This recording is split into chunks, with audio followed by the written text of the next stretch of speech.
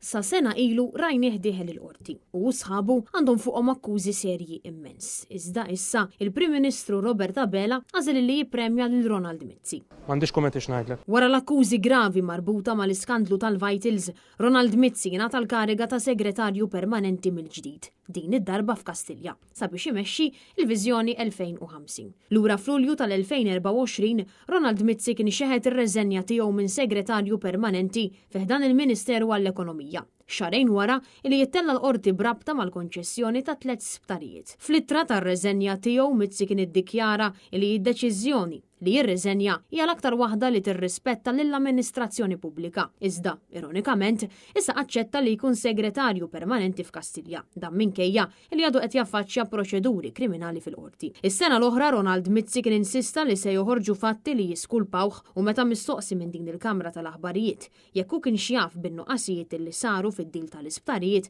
kien iddikjara biss li m'għandux kummenti xjati. Inti ma kellekx idea ta' dak kollu li kienet jiġri? M'għandix kommenti x'ngħidlek.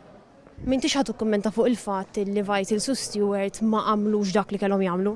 M'għandix kommenti x'ngħidlek. L-affarijiet L-inkjesta tal-Vitals sabet li Ronald Mizzi li dak iż-żmien kien segretarju permanenti fiħdan il-Ministeru tas-Saħħa naqas milli wettaq id-due diligence hekk kif ma verifikax il-kapaċità finanzjarja tal-kumpanija. Dan fil-waqt li kien anke involut fil-Memorandum of Understanding ma' Vitals li ġie firmat qabel biss infetaħ it-tender għall-isptarijiet. Fi-stqarrija, il-Partit Nazzjonalista insista li l-ħatra mill-ġdid ta' Ronald Mizzi bħala segretarju permanenti hija daqqa ta' ħarta għall-ġustizzja u l-governanza tajba f'pajjiżna.